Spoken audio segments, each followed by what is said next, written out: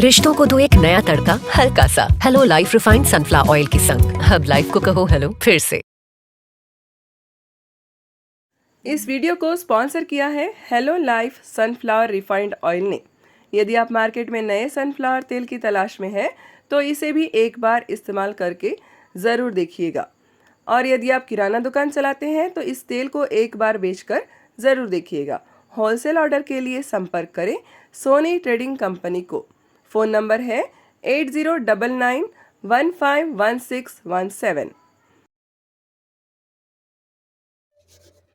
जैसा कि आप सभी ने देखा, ये वीडियो स्पॉन्सर्ड है hello life sunflower refined oil की ओर से। अगर आप लोग सनफ्लावर रिफाइंड ऑयल का इस्तेमाल करते हो तो एक बार इस प्रोडक्ट को भी यूज़ करके ज़रूर देखिए। और अगर आप लोग किराना दुकान चलाते हैं तो एक बार इस तेल को मार्केट में बेचकर ज़रूर देखिएगा। ये आपको होलसेल में मिलेगा सोनी ट्रेडिंग कंपनी की तरफ से। आप लोगों को स्क्रीन पर इसका फ़ोन नंबर भी मिल गया होगा, एक बार फिर से देख लीजिए, नीचे लिखा हुआ है। नमस्कार दोस्तों, स्वागत है आप सभी का आपके अपने YouTube चैनल लोकल टीवी पर। मैं हूं कौशिक, आप लोगों को बताऊंगा कागज नगर के ताज़ा समाचार। इस वीडियो को एडिट किया है हमारी एडिटर शोमा जी ने। तो चलिए दोस्तों, फटाफट से शुरू करते हैं कागज नगर के टॉप 5 खबरें। सबसे पहली खबर है दोस्तों शराब पर। जी हाँ दोस्तों, वैसे तो तेलंगाना में शराब पीना वैध है, बिल्कुल यहाँ पिया जा सकता है, लेकिन लोकल बॉडी नाम की भी एक चीज़ होती है, ग्राम पंचायत। पंचायती राज सिस्टम जो है भारत देश का एक बहुत ही इंपॉर्टेंट सिस्टम है। यहाँ पे नियम कायदे खुद से बनाने की जो है पूरी छूट ग्राम पंचायतों को दे दी गई है। तो इसी हिसाब से जो है हमारे पड़ोस के ही एक गांव वेमपल्ली ने एक फैसला जारी किया है। वेमपल्ली ग्राम पंचायत ने यह फैसला लिया है कि अब से गांव में कोई भी शराब नहीं पिएगा। शराब पर पूरी तरीके से पाबंदी लगाई जाएगी। और इस बारे में जो है ना, कागज नगर में जो एक्साइज डिपार्टमेंट है, आबकारी विभाग, उनको भी जो है जानकारी ग्राम पंचायत के लोगों ने दे दी है कि यहाँ पे बिल्कुल भी शराब नहीं बिकेगी। आप यहाँ पर रेगुलर आइए और आके चेक करते रहिए कहाँ कहाँ पे शराब बिक रही है। दरअसल क्या होता है, खेड़े गांव एरिया में जो है ना, शराब लोग बेचते हैं किराने दुकानों में, बहुत दूर होता है, वहाँ पे वाइन शॉप्स नहीं होती, इसीलिए जो है कुछ जगह पे ऐसे मतलब सुविधाएं दे दी जाती है कि दुकानों में ही, अपने किराने दुकानों में ही लोग शराब बेचने लगते हैं। ऐसे दुकानों को बेल्ट शॉप कहा जाता है। तो ग्राम पंचायत के लोगों ने कहा है कि वेमपल्ली में अगर कोई बेल्ट शॉप लगाते हुए पाया गया, इलीगल तरीके से शराब बेचता पाया गया, तो उस पर सीधा 50,000 रुपयों का जुर्माना लग जाएगा। एक बहुत बड़ा फैसला है। आप वीडियो में देख सकते हैं कि इस फैसले का स्वागत करते हुए गांव वालों ने जो है एक बहुत बड़ी रैली निकाली है। इस रैली में ढेर सारी महिलाएं थी जिन्होंने इस फैसले को समर्थन किया है। अब ये बात कहां तक ठीक है या गलत, आप कमेंट करके हमें जरूर बताइएगा। अब बढ़ते हैं दोस्तों दूसरी खबर पे। दूसरी खबर जो है ये आ रही है कागज नगर के बाजार से। जैसा कि आप लोगों को पता ही होगा, रोड वाइडनिंग का काम चल रहा है। रोड वाइडनिंग मतलब चौड़ाकरण किया जा रहा है रास्ते का। कौन सी सड़क? एमजी रोड का। जी हाँ दोस्तों, इसके बारे में आपको मैं शॉर्ट में बता दूं। कागज नगर में जो एनटीआर चौक है, bus stand petrol pump area में, एनटीआर चौक से लेकर के आप जो मार्केट के तरफ जाते हो, इस रास्ते को चौड़ा किया जाएगा। कहां तक? एकदम फ्लाईओवर के नीचे आखिरी एंड तक, ठीक है ना, वहां तक जो है इसको चौड़ा किया जाएगा। पहले तो प्रोजेक्ट को शुरू किया जाएगा एनटीआर चौक यानी तेलंगाना तल्ली चौरस्ता जिसे कहा जाता है आजकल, वहां से शुरू करके जो है राजीव गांधी चौक तक फर्स्ट फेज इसका कंप्लीट किया जाएगा।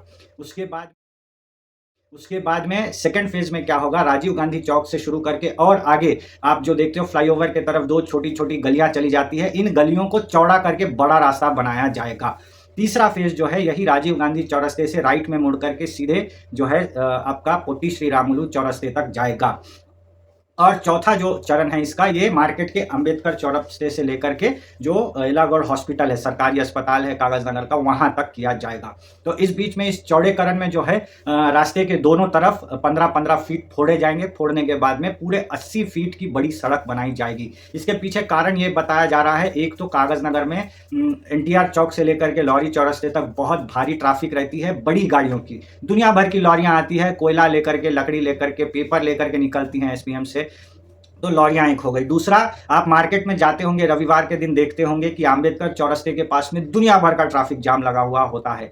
तो इससे जो है एक अच्छा सुविधा मिल जाएगा उन लोगों को जो कि अस्पताल जा रहे होते हैं। हमारा कागज नगर का सरकारी हॉस्पिटल जो है, इसमें एक इमरजेंसी वार्ड है, किडनी डायलिसिस सेंटर है, और वो हॉस्पिटल सबसे ज़्यादा फेमस है बच्चों की डिलीवरी के लिए। तो ऐसा आए दिन होता है कि लोग 108 कॉल करके जो है उस हॉस्पिटल में भर्ती होने जाते हैं इमरजेंसी के लिए। कुछ लोग जो है किडनी डायलिसिस कराने के लिए जल्दबाजी में पहुंचते हैं। कुछ लोग जो है बच्चों की डिलीवरी के लिए अचानक से वहां जाने की कोशिश करते हैं, तो रास्ता चौक हो जाता है। इन लोगों के लिए जो है ना, ये सब सुविधा अच्छी हो जाएगी और मार्केट भी थोड़ा सा अच्छा सुंदर लगने लगेगा, ऐसा बताया जा रहा है। खैर, खबर ये नहीं है, खबर ये है कि ब्रिज के नीचे में जो तुड़ाई फुड़ाई हुई है उसको लेकर के कुछ व्यापारी बड़े नाराज हैं। आप हमारे पिछले न्यूज़ में देखे होंगे, कीर्ति जी ने उस न्यूज़ को टेलीकास्ट किया था, उसमें उन्होंने बताया भी था कि एचपी गैस जो ऑफिस है वो भी फोड़ दिया गया है। वो म्युनिसिपल कॉम्प्लेक्स की लाइन थी और उसको जो है तोड़ दिया गया है और एचपी गैस अभी जो है ट्रांसफर होकर के कहाँ, अग्रसेन भवन के पास पहुंच गया है। ये जानकारी आप इस वीडियो को शेयर करके सबको बताइए। अभी तक सबको इस बारे में मालूम नहीं हुई है, लोग कंफ्यूजन में है कि एचपी गैस आखिर गया किधर। ऑफिस गोदाम तो यही है फातिमा के सामने, लेकिन जो गैस बुकिंग ऑफिस है, जो एडमिनिस्ट्रेशन ऑफिस है, वो जो है पहले ब्रिज के नीचे था, अब उसको अग्रसेन भवन के तरफ शिफ्ट कर दिया गया है। खैर, ये जो तुड़ाई फुड़ाई हुई है, मैंने जैसे कि बताया ब्रिज के दोनों तरफ टूटना था, लेकिन एक ही तरफ टूटा है। इस वजह से जो है जहां पे ये तोड़फोड़ हुई वहां के व्यापारी बड़े नाराज हैं कि सिर्फ हमारी ही दुकान फोड़ोगे, और भी नहीं फोड़ना चाहिए। रोड तोड़ना जरूरी है, रोड के दोनों तरफ की जरूरी है तोड़ना, आप एक ही तरफ की तोड़ रहे हो। क्यों ऐसा हो रहा है, क्या ऐसा हो रहा है, इसके पीछे कारण बताओ। ऐसा करके जो है वहां पे व्यापारी लोग बड़े दुखी हैं। उन लोगों ने जो है इस न्यूज को आज सारी न्यूज एजेंसीज के पास में व्यक्त करते हुए बताया है। इसके बारे में भी आपकी क्या राय है, एक बार कमेंट करके हमें जरूर बताइएगा। रोड वाइडनिंग से जुड़ी कोई भी चीज अगर आपको बतानी हो, आप खुले दिल से कमेंट में लिख सकते हो। अब आते हैं तीसरी खबर पे, जो कि आ रही है एसपीएम से जुड़ी हुई। दोस्तों, आप लोगों को पता ही है, पहले जो एसपीएम हुआ करता था उसमें हर 2 साल में जो है लेबर यूनियन इलेक्शन होते थे। लेबर लोग जो है एक यूनियन को जो है जिताते थे वोट डाल करके, सीक्रेट बैलेट वोटिंग से, और वोट डाल के जिताने के बाद जो यूनियन बनती थी उनके प्रेसिडेंट और सेक्रेटरी मिलकर के एसपीएम के मैनेजमेंट से बातचीत करते थे लेबर के बिहाफ में। मतलब एक एक लेबर से बात करने से अच्छा है कि एक यूनियन प्रेसिडेंट और सेक्रेटरी के माध्यम से जो है बात की जाए। किसी भी लेबर को कोई तकलीफ होती थी तो वो प्रेसिडेंट और सेक्रेटरी के पास जाते थे, उन लोग को बताते थे कि ये प्रॉब्लम्स है। ऐसे 15-20 प्रॉब्लम कलेक्ट करने के बाद प्रेसिडेंट और सेक्रेटरी मैनेजमेंट से मिल करके बात करते थे उनकी समस्याओं को लेकर के। दूसरी चीज, हर 2 साल में, 1 साल में जो है यहाँ पे कंपनी में जो है इंक्रीमेंट को लेकर के, तनख्वाह को लेकर के, बोनस को लेकर के एग्रीमेंट किया जाता था। इन एग्रीमेंटों को भी अभी जो है पूरी तरीके से रोक दिया गया है। जब से एसपीएम को जेके मैनेजमेंट ने संभाला है, बिल्कुल भी इलेक्शन नहीं है, बिल्कुल भी यहाँ पे कोई लेबर को रिप्रेजेंट करने के लिए कोई डेडिकेटेड यूनियन नहीं है। एसपीएम मैनेजमेंट ने क्या किया है, एक कमिटी बनाई है कुछ लोगों की जो कि लेबर ही है और उन लोगों से बात कर रही है on behalf of labour union. मतलब समझ रहे हैं ना कि एक यूनियन की जगह पे एसपीएम द्वारा निर्वाचित कुछ लोग जो हैं एज ए यूनियन एक्ट करके अभी काम कर रहे हैं। लेकिन अभी जो है इसको लेकर के काफी लेबर लोग भी नाराज हैं, ऐसा बताया जा रहा है।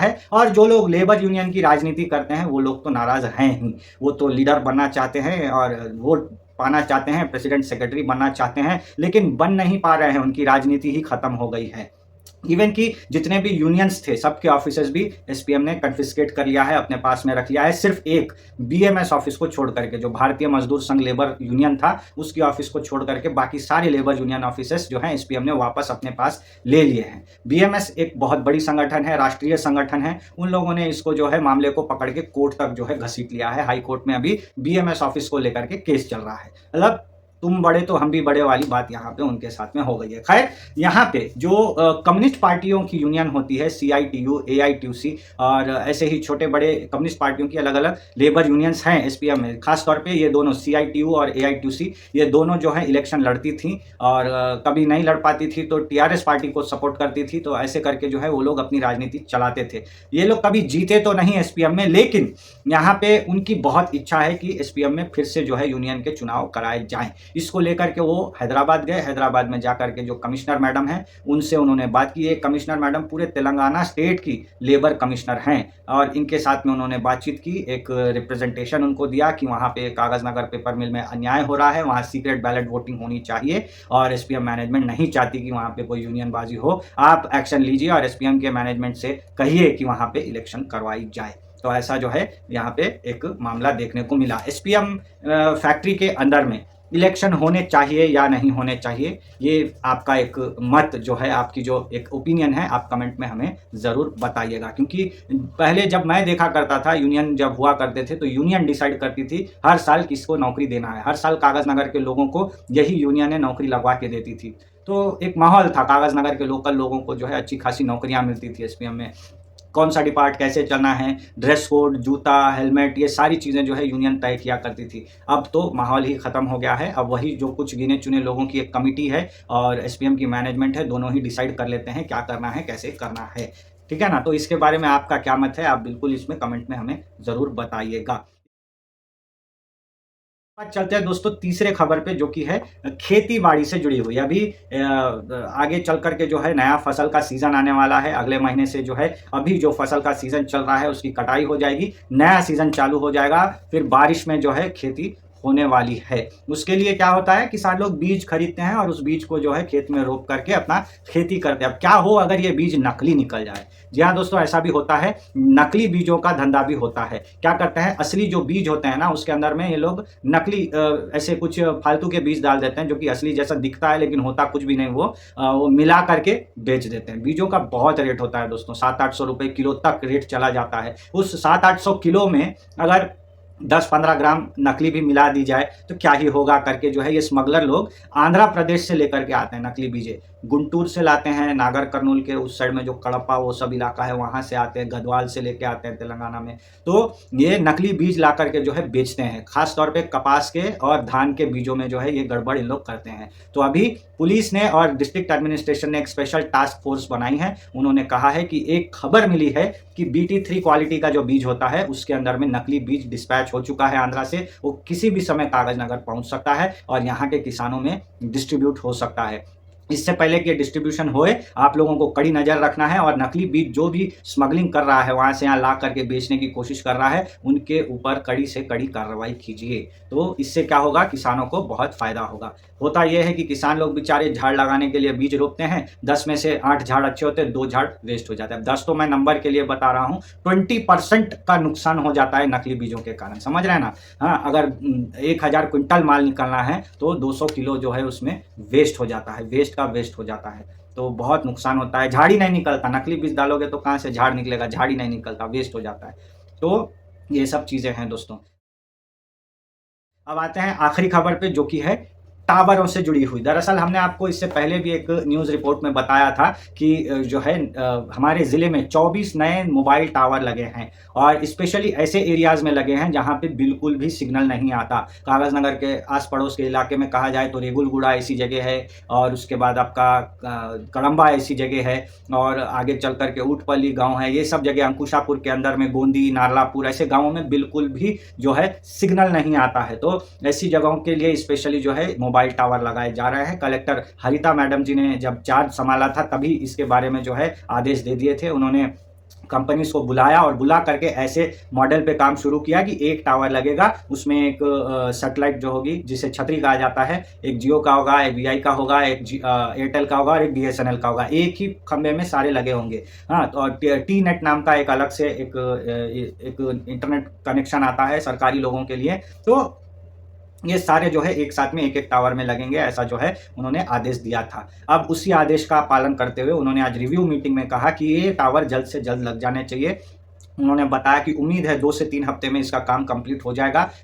गर्मी के सीज़न में ही जो है इसकी सारी लगने की प्रोसेस, लगने के बाद में इन सारे टावर्स का जो है एक चेक किया जाएगा, मतलब ट्रायल लिया जाएगा। ट्रायल कंप्लीट हो जाना चाहिए और ट्रायल कंप्लीट होने के टाइम तक बारिश अगर शुरू हो गई तो फिर मुश्किल हो जाएगी। बारिश से पहले ही सब काम कंप्लीट कर लेना है, क्योंकि बारिश में टावर का काम ऊपर चढ़ के करना बहुत मुश्किल होता है। तो उन्होंने आज आदेश दिया है कि जितनी जल्दी हो सके उतनी जल्दी इन टावरों को फटाफट से इंस्टॉल कर दिया जाए। तो ये सब थी दोस्तों कागज़ नगर की आज की न्यूज़। कैसा लगा आपको न्यूज़, कमेंट करके हमें ज़रूर बताइएगा और हमें ये भी बताइएगा कि आप किस एरिया से इस वीडियो को देख रहे हैं। क्या वहाँ पे आपके फ़ोन में बराबर नेट आता है कि नहीं, कौन से नेटवर्क पे? जैसे मैं खुली बात बता रहा हूँ, मेरे इलाके में NGOs कॉलोनी में एयरटेल के नेट की थोड़ी सी परेशानी है। अब आप कौन से इलाके के हैं और आपके एरिया में कौन सा नेट स्लो चलता है, हमें कमेंट करके ज़रूर बताइएगा। और अगर ये वीडियो पसंद आई है तो इसको लाइक ज़रूर कीजिए, आपके राय इसमें कमेंट ज़रूर कीजिए, लोगों तक इस वीडियो को शेयर करके सभी को इसके बारे में बताइए। ख़ास तौर पे जो है आपको एक सूचना देना चाहता हूँ। आप कमेंट मारते हो, कमेंट बॉक्स होता है, तो इसमें राइट साइड में स्वाइप करेंगे तब आपको एक नया बटन मिलेगा हाइप का। आप चाहे तो वीडियो को हाइप भी कर सकते हो। आपको हाइप का बटन दबाना है, ओके बटन नीचे दबाना है, वीडियो हाइप हो जाएगी। ज़्यादा से ज़्यादा लोग हाइप करेंगे तो ये वीडियो जल्द से जल्द कागज नगर और आसपास के एरिया में ऑटोमेटिकली जो है आगे बढ़ने लगेगा। यूट्यूब उसको ज़्यादा से ज़्यादा प्रमोट करने लगेगा। इससे क्या होगा, आपने जो शेयर किया, इसके अलावा भी ऐसे लोगों तक वीडियो पहुंचेगा जो कि कभी हमसे जुड़ ही नहीं पाए हैं। और एक चीज़ आप लोगों को बता देता हूं एंडिंग में, और कुछ जोड़ना चाहता हूं। पहली चीज़, लोग बहुत बोल रहे हैं कि भाई साहब आप क्यों नहीं न्यूज़ बोल रहे हो, वीडियो में आप नहीं दिखाई देते हो तो अच्छा नहीं लगता है, कीर्ति जी क्यों नहीं दिखाई देती हैं, वो न्यूज़ बोलती हैं। तो दरअसल मेरा क्या है, मेरे पास में सुविधा है कि मैं एक जगह स्टूडियो में बैठ के न्यूज़ बोल सकता हूँ, वीडियो मेरे पास प्रॉपर गैजेट्स है। लेकिन जो हमारे और बाकी के न्यूज़ प्रेजेंटर्स हैं, जैसे कीर्ति जी हो गई या फिर कभी बैकअप के लिए पापिया जी आ जाती हैं, इनके पास में ये सब सुविधाएं नहीं है। और ये लोग कागज नगर में रहते भी नहीं है कि मेरे पास आकर के न्यूज़ बोले। ये लोग दूसरे शहर में रहते हैं और वहाँ से कागज नगर की न्यूज़ बोलते हैं। दूसरी चीज़, उनके पास इतना मेरे जितना जो है प्रॉपर इन लोगों को ट्रेनिंग नहीं है कि कैमरे के सामने कैसे बोलना है, क्या बोलना है, कब बोलना है। मैं तो बगैर स्क्रिप्ट के लगातार आपकी आंखों में आंखें डाल के फटाफट न्यूज़ बोल देता हूं, लेकिन उन लोगों से उतना होता नहीं है, उनको ट्रेनिंग नहीं है इस चीज़ की। हम इसके लिए जो है एक कुछ मॉड्यूल तैयार कर रहे हैं। और मैं स्पेशली, क्योंकि मैं दूसरे प्रोजेक्ट्स में बिजी रहता हूँ दोस्तों, मैं सोचते रहता हूँ कि लोकल टीवी में और ऐसा क्या डालूँ कि आप लोगों के लिए ये चैनल बहुत अच्छा बन जाए। सिर्फ न्यूज़ के अलावा इसमें और क्या डाला जाए कि ये चैनल ग्रोथ हो, इससे आप लोगों का एंटरटेनमेंट भी अच्छा बना रहे। ये सारी चीज़ों को लेकर के मैं दूसरे प्रोजेक्ट पे भी काम कर रहा हूँ। मेरे पर्सनल प्रोजेक्ट्स भी होते हैं। मैं पॉलिटिकल एजेंसी में नौकरी करता हूँ, वहाँ पे भी मुझे इलेक्शंस वगैरह सारी चीज़ें देखनी होती है और बहुत सफ़र करना पड़ता है, तो टाइम नहीं मिलता है मुझे कि मैं बैठ करके न्यूज़ रिकॉर्ड कर सकूँ। तो आप प्लीज़ कोऑपरेट कीजिए, उन लोगों का न्यूज़ भी आप सुनिए जो बोल रही हैं। मैक्सिमम तो कीर्ति जी ही हमारा न्यूज़ बोलती हैं और सोमा जी ही एडिट करती हैं। आप उनके न्यूज़ को टोटली सुनिए, कागज नगर की सारी जानकारी वो आपको टाइम टू टाइम पहुंचाते रहेंगी। और दूसरी चीज़ ये कि अभी कुछ दिनों पहले मैंने जो है एक वीडियो डाला था SIR को लेकर के। SIR को लेकर के बहुत सारे लोगों ने अपने अपने डाउट पूछे हैं। अगर आप लोगों को कुछ डाउट है, मैं आपको, मेरा फ़ोन नंबर नीचे अभी आपको दिखाई दे रहा होगा, इस पर आप फ़ोन कीजिए, मुझे बोलिए कि मैं फ़लाने जगह से बोल रहा हूँ, मुझे SIR को लेकर के कुछ डाउट है। ऐसे करके आप मुझसे डायरेक्टली पूछ सकते हो कि SIR को लेकर के क्या करना है। एक शख्स है, उन्होंने कमेंट में पूछा कि ऐसे लोगों का क्या जो देश के बाहर रहते हैं, नौकरी वगैरह करते हैं, NRI, तो NRI के लिए दोस्तों स्पेशली अलग से ड्राइव चलाई जा रही है। मैंने देखा है जैसे कि कुछ स्टेट्स हैं जहाँ पे SIR हो चुकी है, जैसे बिहार है, बंगाल है, महाराष्ट्र है, राजस्थान है, उत्तर प्रदेश है, इन जगह पे SIR हो चुकी है। वहाँ पे क्या है, एक स्पेशल ऑप्शन ऑनलाइन SIR करने के लिए दे रहे हैं। तो आप अगर NRI हैं, आप लोगों के लिए ऑनलाइन SIR की पूरी यहाँ पे जो है व्यवस्था की जाएगी। आप लोगों को बस एक चीज़ इतना याद रखना है, जो डॉक्यूमेंट्स लगेंगे मैंने जो बताए थे वीडियो में वो तो लगेंगे ही, साथ ही साथ आप लोगों को आपका पासपोर्ट भी शायद अपलोड करना पड़ सकता है, एक सॉफ्ट कॉपी है, उसको स्कैन करके या उसका एक अच्छा सा फोटो लेकर PDF बना के शायद आपको अपलोड करना पड़ सकता है। तो चिंता मत कीजिए, SIR धीरे धीरे हर जगह हो रही है, कागज नगर के हर कोने में चल रही है। कई जगह पे जो है SIR के ऑफिसर्स ने मुझे कहा है कि मैपिंग ऑलमोस्ट आधे कागज नगर में हो गई है। आपकी अगर हुई होगी तो अच्छी बात, नहीं हुई होगी तो भी हो जाएगी, उसको लेकर के टेंशन मत लीजिए। मैं भी अभी कुछ 22-23 तारीख तक बिजी हूँ, मेरे भी कुछ इवेंट्स हैं, उसके बाद में मैं फ्री हो जाऊंगा। आप चाहे तो कॉल करके डायरेक्टली मुझसे कंसल्ट कर सकते हैं। मैं आपको जो है 23 तारीख के बाद में पर्सनली मिलके आपका SIR का काम करवा सकता हूं। हमारी वैसे कोई ऑफिस तो नहीं है कागज नगर में, ऑफिस होती तो आपको भी सुविधा होता हमारे पास आके विजिट करके अपना काम करवाने का। लेकिन कोई भी सरकारी काम हो दोस्तों, आप लोगों को करने के लिए हमारी टीम रेडी है, क्योंकि हमें पता है सरकारी एडमिनिस्ट्रेशन कैसा चल रहा है, इसमें कौन कौन से काम कैसे कैसे किए जाते हैं। इंदिरा माँ का घर हो या फिर पेंशन वाली बात हो या फिर कोई दूसरी राशन वगैरह कुछ भी काम हो, मैरिज सर्टिफिकेट, सारी काम हम लोगों को पता है कैसे करते हैं। हम आपकी भी मदद करेंगे, इसको कैसे करके करना है, सारी चीजें हम आपको बताएंगे। तो इसको लेकर के आप बिल्कुल डाउट मत कीजिएगा। नीचे जो फोन नंबर दिख रहा है इस पर आप कभी भी फोन कीजिए, वर्किंग आवर्स में, सुबह 10 बजे से लेकर शाम को 7 बजे तक मेरा नंबर आप सभी के लिए उपलब्ध है। उसके बाद में मैं फोन नहीं उठाता, याद रख लीजिए, शाम के 7 बजे के बाद में मैं फोन नहीं उठाता हूं। मैं कहीं भी हूं, मैं नहीं उठाता हूं। तो ये सारी चीजें हैं दोस्तों, ये बताने के लिए थोड़ा सा वीडियो को लंबा खींच दिया है। खैर, आप लोग अपना ध्यान रखिएगा और अगले वीडियो में आपको जो है कीर्ति जी न्यूज़ बताएंगी। आज वो थोड़ा व्यस्त थी और मैं थोड़ा फ्री था, इसीलिए जो है मौका मिल गया मुझे न्यूज़ बताने का। आप लोग अपना ध्यान रखिए। नमस्कार।